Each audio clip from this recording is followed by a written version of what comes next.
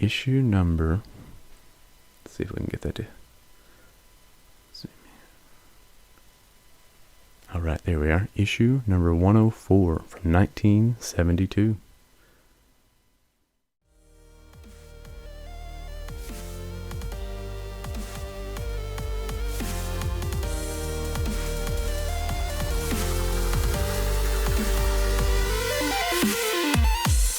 Welcome to today's video, and welcome to my page. I am the Dollar Bin Diver, and as my name suggests, I hunt for comic books in dollar bins, as well as 50-cent bins, and really any kind of discount bin. Today, I actually have a rather large haul from a local peddler's mall. I believe all of these comics were right about $1 average. The comic you see here at first is the only one that has a $1.99 price tag. But this is number 1 in a 4-issue limited series, the saga of the original Human Torch. I actually have issues 2 through 4, and I've had them for well over a year. So finding this allows me to complete that mini run and add it to my my box to read. So I had to pay the extra $1 for it. I couldn't help myself. So I'm going to go ahead and show off a couple comics from this. Continuing on, here is The Avengers Celestial Quest. This is issue number 1 of 8 by Steve Englehart, George Santamaria, and Scott Hanna. And as many of these comics from these peddlers malls will be, there's a bonus comic there. So I was able to get both those comics for $1.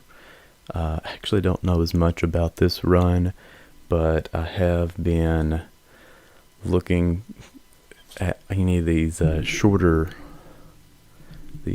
runs of comics, these mini runs. Oftentimes there's still a fun story, and it's easy to complete that set and enjoy a good read. So moving on, here is Daredevil, the Man Without Fear. I believe this is issue 351. It's a direct edition there, but still, it's an area of Daredevil comics that I have been collecting, and I should be getting close to a good consecutive run of issues there. Continuing on here, we have The Mighty Thor. This is the 64-page annual. This is the 18th annual. I believe this was from 1993. As you can tell, it is still polybagged, so I have not jumped into reading it yet. Sometimes with these annuals, they have a crossover effect about them, and I feel like I have to collect several of those issues to be able to jump into it. With this, I believe it is a one-off, so I probably will open it up and give it a good read here soon. So I'm going to get through a few more here. Moving on to The New Avengers, The Reunion. This is from, I guess it's a Dark Reign crossover.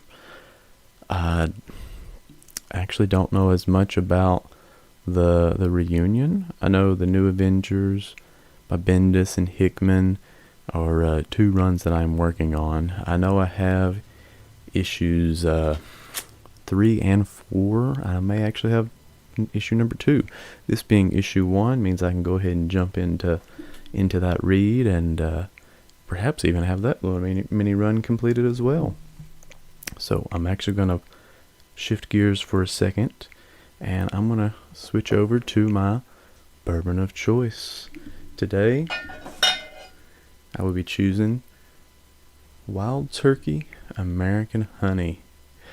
This is a 35% volume, alcohol volume, 71 proof.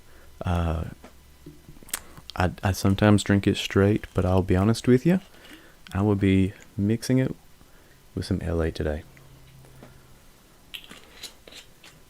And this, as you can tell, I've had a few sips from this bottle already.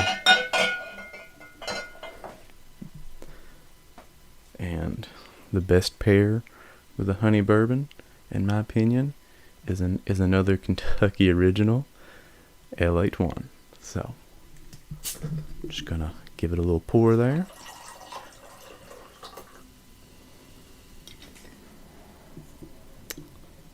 Alright, so my bourbon of choice.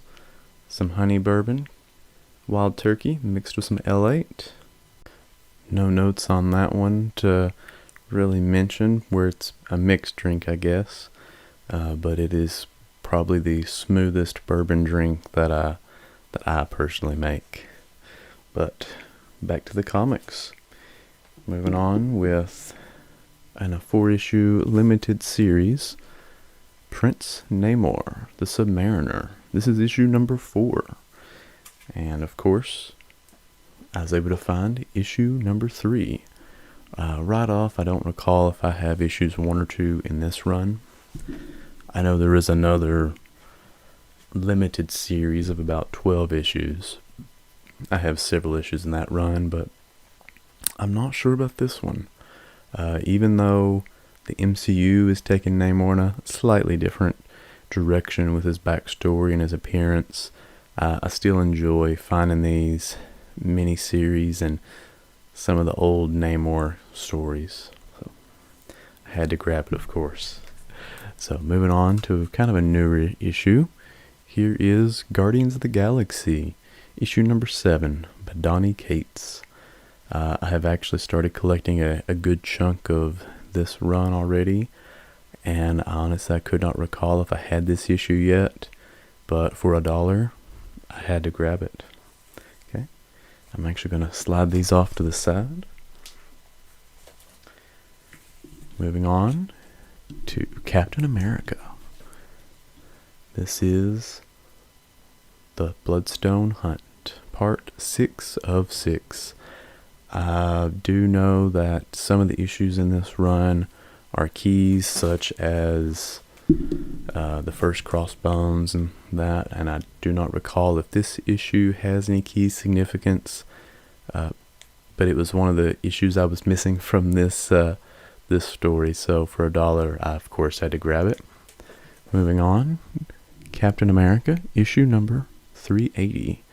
The verdict is death. It was a kind of a filling in a gap there for me, so I had to grab it. I don't know as much about the story that's going on. Maybe this is something to do with the Serpent Society or something, but obviously looks cool and fills in a gap for that story. So continuing, Captain America, issue number 449, First Sign. In this little area of the Legacy run, I feel like I don't collect as much on, but I found so many of these Captain Americas, I just had to grab it. And actually, I'm backtracking some with my issue numbers. I got a little mixed up here, but here is, let's do this, issue number 386. Here comes U.S. Agent to save the day. Not. Alright. Issue 363. Never Cross Crossbones. And the Terminus Factor. Part 1 of 5. This is Captain America's annual issue, of course, from 1990. I believe I just have one other issue from this crossover run. I know I have Iron Man, and I forget who else their issues, so I'll be looking forward to having that completed and adding it to my to-read list. Moving on to a little bit newer in the Captain America run. This is issue 46 from the Ed Brubaker run. I have been collecting a good chunk of his run of Captain America. I had several friends that recommended that run, so when I found them, I've collected them a little more aggressively. And for $1, who could pass that up? Okay, kind of going off to the side a little bit. Here is X-Force, issue number 23. Honestly, I don't know if I even have this already. It wasn't really filling any gaps because I'm not working on this run aggressively. But Domino triumphant, as she's there above Deadpool, holding his collapsed body. Just a cool little cover. I couldn't pass it up for $1, and with so many other great things I had been finding. Oh, and one last Captain America that I let slip through. Here is issue number 383, special triple-sized 50th anniversary issue. And actually, as you can tell, I've got several issues now in the 360s and 80s just from today's haul, so I'm looking forward to seeing what consecutive stories I have there. Continuing on through this large stack is Marvel Fanfare, issue number 53. This is part 2 of 3. When Knights Were Bold, an Epic of the Crusades. Awesome cover there with the Black Knight. I don't know anything about this story. I do collect Marvel Fanfare fairly loosely, so I may or may not already have some other issues in this event. So looking forward to seeing what happens there. Alright, moving on to Iron Man, issue number 262. This is Armor Wars 2. Now, sometimes I get a little crazy and I'll find the same issue, but that'll be a direct edition. So I had to grab the direct and the newsstand. Why not, right? Alright, I have a good chunk of Iron Man here, so I'm going to pull this stack down. And continuing on here with Iron Man, issue number 317. Oops. Rust-proof 48-page flip book. That sounds intriguing. Alright, Crimson Dynamo, T-Man, and the Missing Iron Man. What gives? I actually enjoy some of the artwork from that little era. It is very Saturday morning cartoons, but you know, it makes it fun sometimes. Continuing on here with issue number 322. The Invincible Iron Man, Terror from Behind the Door. And issue number 324. I believe these were actually filling in gaps for me. And so I should have some good consecutive runs now of this Iron Man run in the 200s and 300s. Here is issue number 286 with the Avengers West Coast. And of course, wearing the War Machine suit there. Continuing on though, here we have issue number 277. And yes, I am kind of all over the place with my issue numbering today. But I guess I was in a bit of a hurry to get these recorded. Thought this was such a great stack. I'm ready to get them put into the gaps and have them inventoried. Here is issue 306, Redemption. Back into the red and yellow suit, obviously. And another issue from Armor Wars 2. This is issue 361. So I should have Armor Wars 2 and I believe the Armor Wars events both completed. So I'm looking forward to pulling those out and giving those a good read before the Armor Wars movie comes out. Issue number 308 with a real Tony Stark step forward. And of course, the movie Armor Wars will probably not follow too close with the Armor Wars storyline in the comics. And there are a few adaptations, I believe, of that storyline. But it's fun to read the source material. Hopefully they'll get some inspiration from those. Okay, so moving on.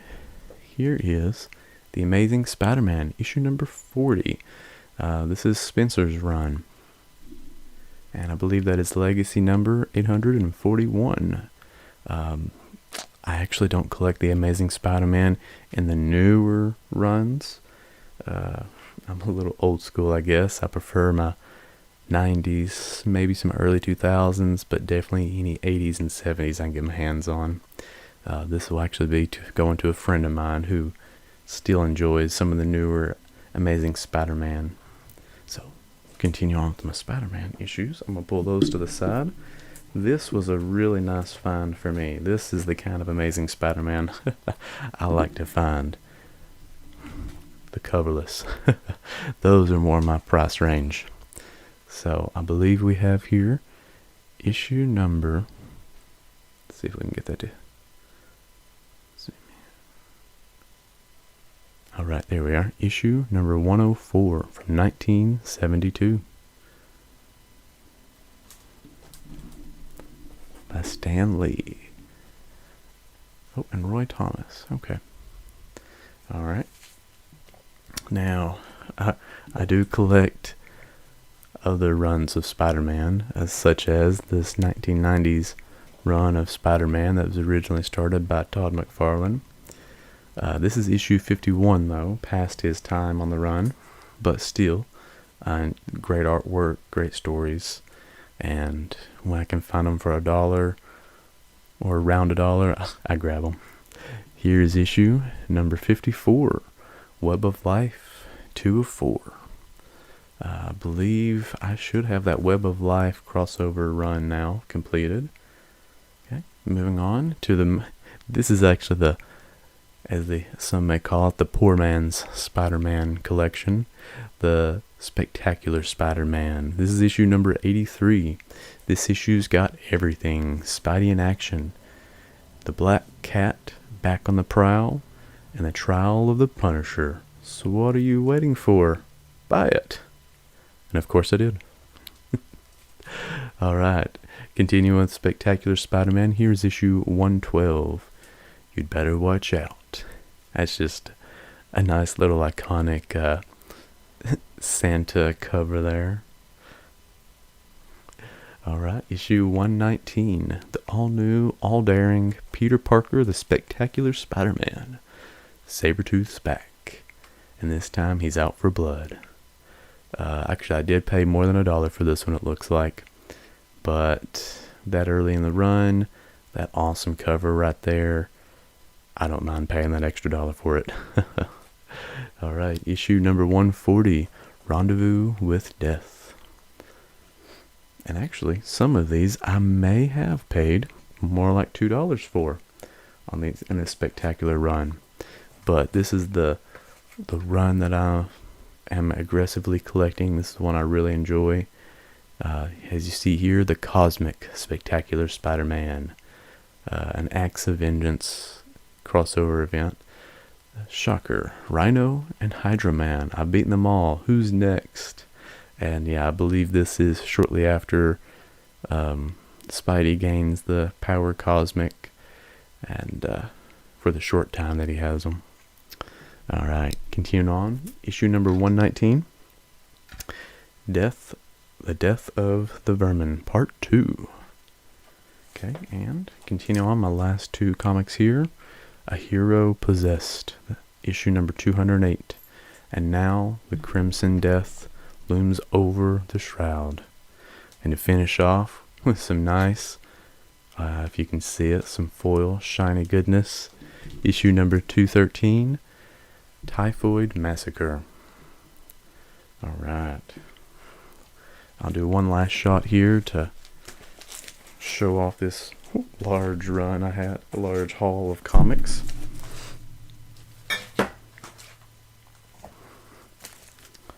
I don't remember what I paid for this haul of comics, but I do believe it was worth it. Trying to angle my camera there. See that full haul there? I've maybe sipped on a little bit of my drink here, so I'm going to enjoy the rest of my drink, maybe make another, and go enjoy some of these comics. Thank you for watching. Please like, subscribe, check out my other videos. Thank you.